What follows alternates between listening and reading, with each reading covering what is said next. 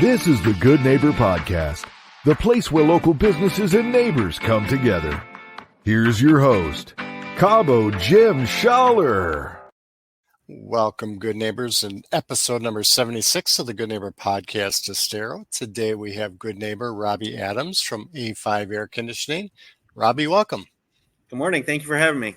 Yeah, it's a pleasure getting to meet people in the community and get to know a little bit more about what's going on out there. So why don't you start by sharing a little bit what you guys do over at A5 Air Conditioning? Yeah, sure. Absolutely. Thank you. We're a full service and installation company. We do new construction, remodel, maintenance, service calls. We do specialize in higher end new construction. That's where a large part of my background comes from. I am also a service technician by trade. Been in the industry for almost 20 years now. And A5 is a relatively new company. We officially opened our doors November of 23. None of us here are new to the industry, but the company itself is new. That's exciting stuff. So let's back up a little bit. How did you get involved in the AC business? Yeah, no, absolutely. So it's kind of it was a random story. I did food and beverage for a long time and kind of was burnt out on it and had taken a small hiatus at the end of one of the seasons. And my older brother and I, who actually is my service tech here, we had gotten an apartment together, and he came home one day and was like, hey, some of his friends need some help doing some ductboard fabrication and, a few days, whatever. And I was like, all right, cool. I'm not doing anything else. So I went in and we worked for a day, and the owner of that company came out and she handed me a new hire packet. And she said, you're hired. And that was where I worked for almost 18 years after that. So I must have made a good impression. Wow. Yeah. And I've come from the food and beverage industry as well, too. It's a very demanding industry. It takes a lot of time and energy out of you. Yeah, it sure does. So are there any, I'm going to say, maybe myths or misconceptions evolving or, around the AC business that we can kind of clear up for our listeners? There's a lot of science that does go involved in, building and designing a properly functioning system in our area. Especially with our climate, we're the only subtropical climate in the continental U.S. So one of the big things I hear a lot is, and I'm sure everybody else hears it, too, but like this whole NAIT certification. And, it's great to have extra training and extra certifications, but, these guys that have been in this area, that have been working in this area for a long time, and they know the climate, they know this, they don't need a bunch of extra training. This isn't something that's mandatory. And then to be quite honest with you, the first time I became NAIT certified, I had been doing air conditioning for about 3 weeks, and I was able to pass the test. And I feel like it's almost like a gimmicky sales thing. Like, oh, if it's not NAIT certified, they're not qualified to do the work in your home. And it's great. Like I said, it's good to do the extra training and have any certification you can, but it's not deciding how good of a technician or how good of a company you are.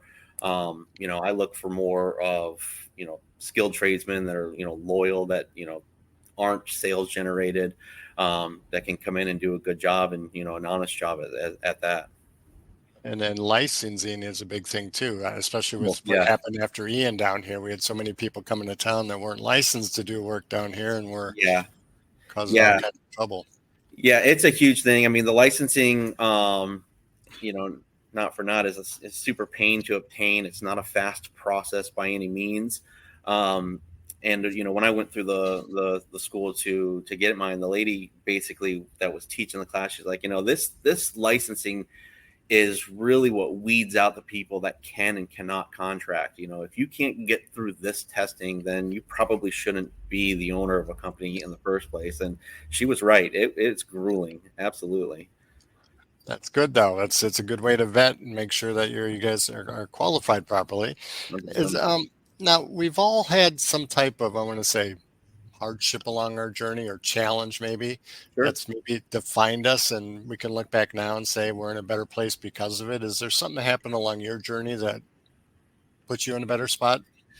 Actually, this whole recent endeavor was probably one of the bigger hardships. So, like I said, back in 2005, I started working for an AC company, and the owners of the company that I worked for were just amazing people, both professionally and personally. They mentored me in every way, and I even tell people in life in general how to become a better person. And they sold the company that I was working at the beginning of 23, and I mean that was everything. I raised my oldest son in that warehouse, so it hit me really, really hard, and I wasn't overly excited about the company that had bought us, so that really just didn't work out, and it kind of gave me the final push that I needed to move into ownership of a company. I had an immense amount of loyalty to the people I worked for. I would have worked for them forever, and not really realized that I needed to take this next step and, become, the owner of my own company and write my own story. And had it not been for that, it would have never happened. And like I said, it was just that violent shove I needed to, all right, cool, it's time to take the next step. And, there was a time where, I was defeated with the whole situation, and then, started going into the licensing, and then, just looking at the, setting up the structure of a company and everything. I mean, it was overwhelming. And, I had amazing support from, people, close to me, especially my wife. She was just behind me 100%. It's just like, just do it. You got it. And, it's the best thing I ever did. I hit the ground running. And I'm just not going to look back. Everything's going as expected. That's great. And that's one thing to your testament. It's one thing to be good at what you do in an industry or your job. It's another thing to run the business. Yeah, to be involved in that. Absolutely. Yeah. There's a whole bunch of that other side of on the clerical, especially because, like I said, I'm a tradesman. So, pushing papers all day long is not for, those kinds of people that have that mindset. So that was one of the big things that I made sure to set up in this company was, specialized people that can handle these individual tasks that are just outside of what I normally do. So I have a great support group here within the company, both clerically and out in the field, have made this whole thing possible. And, we've all worked with each other for a long time. So, everybody knew who it was. And it's been pretty smooth sailing. I can't say that I have anything to majorly complain about. That's great. Learn and to delegate. That's it. So are you seeing any type of trends within the industry or any effects of, what happened with Ian and things like that?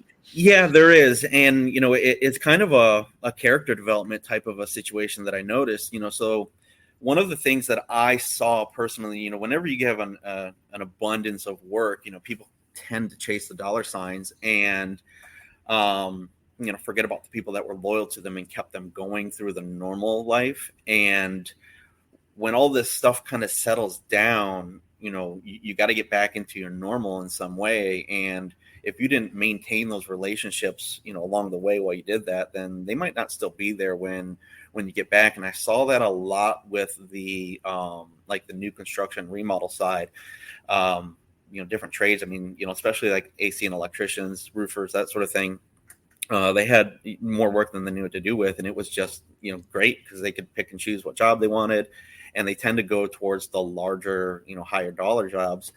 And the relationships that they had established are ruined. They lost all those contacts, where I always make sure, like, when things come in our industry, it's a service world. So it's kind of a first come, first serve. As the phone rings, you just kind of make a to-do list and go off that way. The only precedence that I ever set in front of people as far as that is, it's kind of like a triage. I look at people's systems, whether they're completely down, if it's their only system they have in their house, if they have a multitude of systems in the home. And I kind of base it that way. I look at somebody, I was like, all right, that's a single system house. So 100% of their home isn't cooling. Where I have a 4-system house over here, meaning, maybe 25% of the house isn't cooling. So yeah, I might push somebody up the list that way.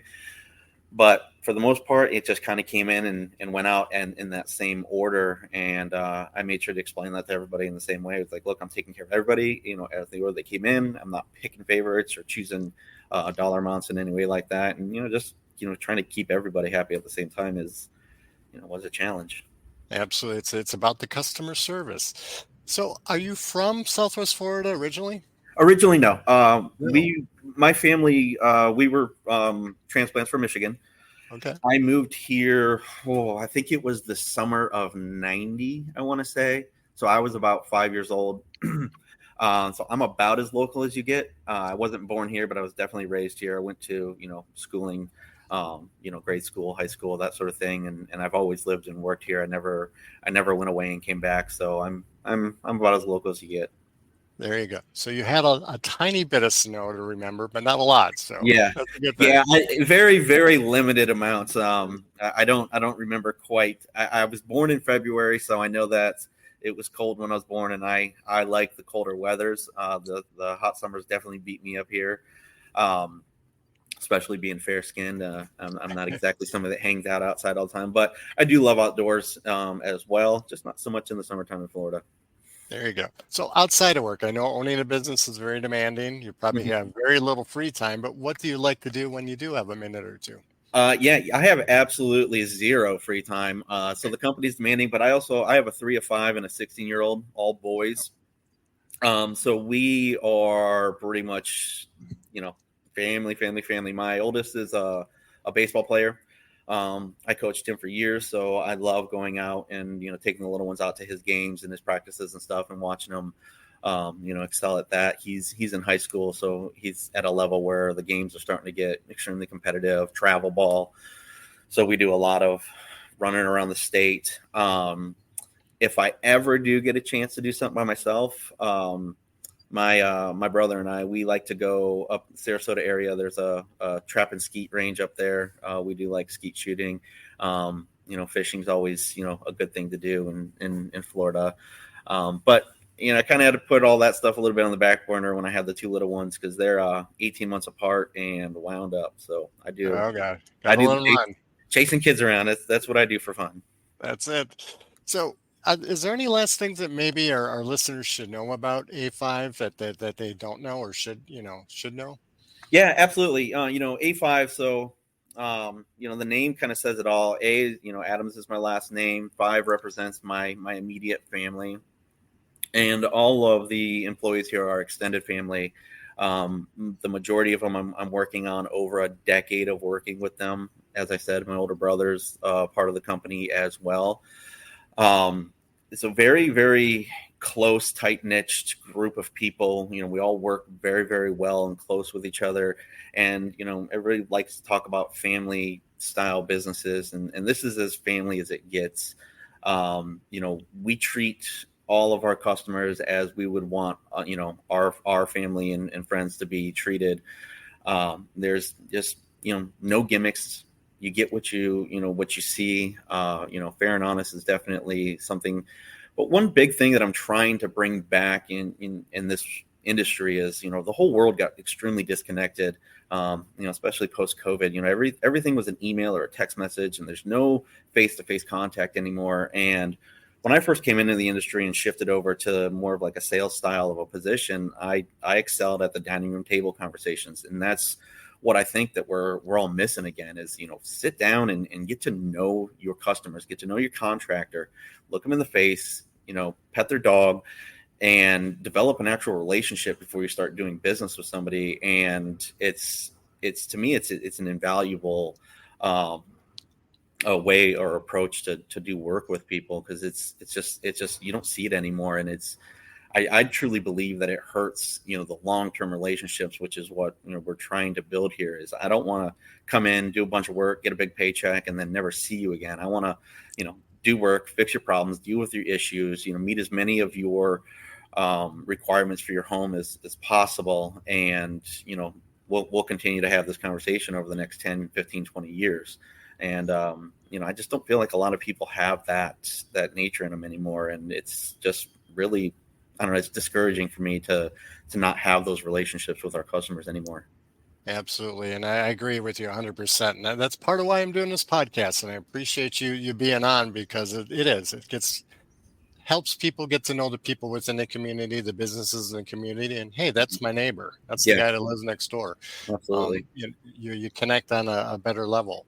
How would our listeners go about getting a hold of you if they have any issues or any questions? Yeah, absolutely. Check us out, a5ac.com. Nice, easy website. Our office number is on there. We, like I said, it's a relatively new company, so there are some limited reviews and stuff on there. Everything's a work in progress. We're on Google. You can check us out there as well. I haven't gotten into all the other Facebooks and Instagrams yet. It's soon coming, just the nature of the world, but definitely check out the website. All right, Robby, thank you for being such a good neighbor and being on our podcast today. Thank you so much for having me. This is the Good Neighbor Podcast. Thank you for listening to the Good Neighbor Podcast Estero. To nominate your favorite local businesses to be featured on the show, go to gnpestero.com. That's gnpestero.com or call 239-296-2621.